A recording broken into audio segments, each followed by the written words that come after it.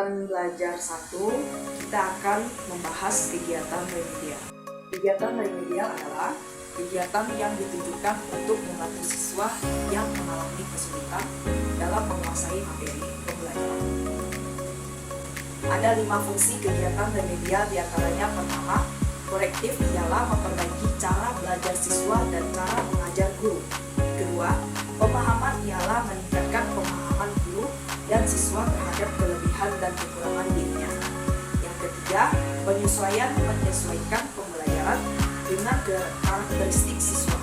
Keempat, akselerasi ialah mempercepat penguasaan siswa terhadap materi pembelajaran.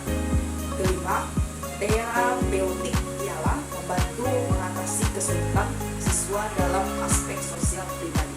Kegiatan remedial dapat dilaksanakan yaitu 1. Sebelum kegiatan pembelajaran biasa. Kedua, setelah kegiatan pembelajaran biasa. Ketiga, selama berlangsungnya kegiatan pembelajaran.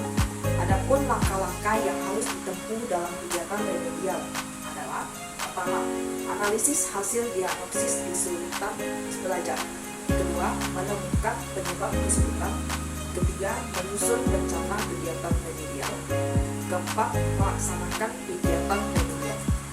Dan yang kelima, menilai kegiatan remedial. Kegiatan pengayaan adalah kegiatan yang diberikan kepada siswa kelompok cepat agar mereka dapat mengembangkan potensinya secara optimal dengan memanfaatkan sisa waktu yang dimilikinya. Adapun tujuan dari pelaksanaan kegiatan pengayaan adalah memberikan kesempatan kepada siswa untuk memperdalam penguasaan materi pembelajaran yang berkaitan dengan tugas belajar yang sedang dilaksanakan. Dalam memilih dan melaksanakan kegiatan pengayaan, guru harus memperhatikan 3 faktor ini. Yang pertama, faktor siswa. Yang kedua, faktor manfaat edukatif. Ketiga, faktor waktu. Di sini saya akan membahas modul 10, yaitu tentang pengelolaan kelas. Pengelolaan kelas adalah serangkaian tindakan guru yang ditujukan untuk mendorong munculnya tingkah laku yang diharapkan dan menghilangkan tingkah laku yang tidak diharapkan, menciptakan hubungan interpersonal yang baik dan iklim sosio-emosional yang positif, serta menciptakan dan memelihara organisasi kelas yang produktif dan efektif. Dan tujuan dari pengelolaan kelas yaitu menciptakan dan memelihara kondisi kelas yang memungkinkan berlangsungnya proses pembelajaran yang efektif. Tujuan pembelajaran pula adalah membantu siswa mencapai tujuan pembelajaran. Pertama yaitu ada prinsip penataan lingkungan fisik kelas. Menurut Losel 1992, ketika menata lingkungan fisik kelas, guru harus mempertimbangkan 5 hal berikut.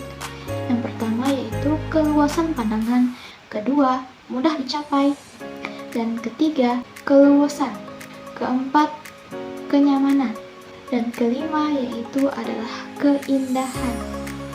Kedua yaitu penataan tempat duduk menurut Windsor 1995 mengatakan bahwa pengaturan tempat duduk berpengaruh terhadap waktu yang digunakan siswa untuk mengerjakan tugas-tugas. Selanjutnya, penataan lingkungan psikososial.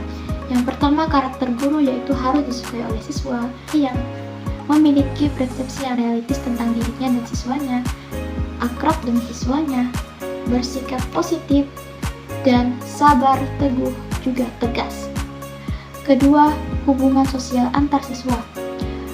Perilaku yang diharapkan, fungsi kepemimpinan, pola persahabatan siswa, norma dan aturan, kemampuan berkomunikasi, dan terakhir kebersamaan.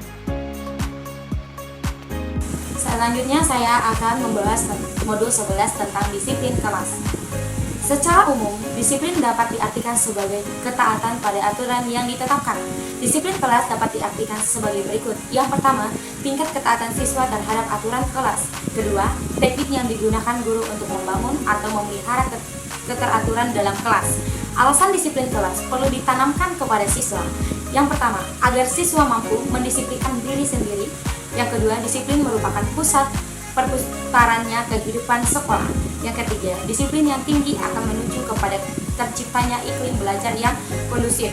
Keempat, tingkat ketaatan yang rendah akan menjurus kepada tidak akan menjurus kepada tidak terjadinya belajar yang diharapkan.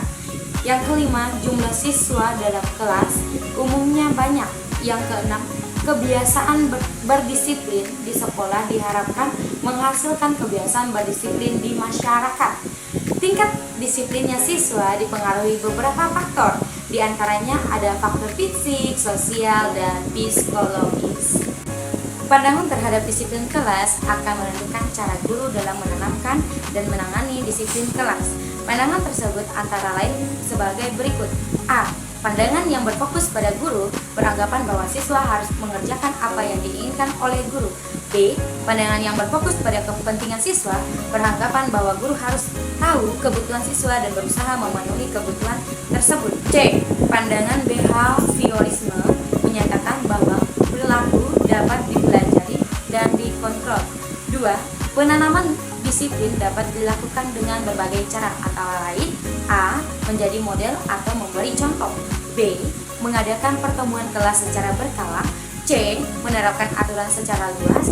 D. Menyesuaikan aturan dengan tingkat perkembangan anak. E. Meningkatkan partisipasi siswa. 3 cara penanaman disiplin kelas dapat dikelompokkan sebagai berikut. A. Menggunakan gangguan ringan dapat diatasi antara lain dengan caranya: 1. Mengabaikan. 2. Menatap agar lama. 3. Menggunakan isyarat nonverbal. 4. Mendekati. 5. Memanggil nama. 6. Mengabaikan secara sengaja. B. Gangguan berat dapat diatasi antara lainnya dengan cara: 1. Memberi hukuman secara bijaksana.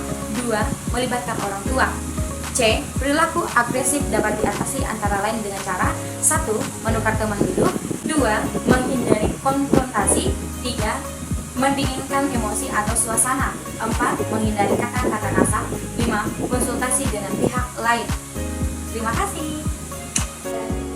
Sekian video dari kami. Terima kasih. Bye-bye.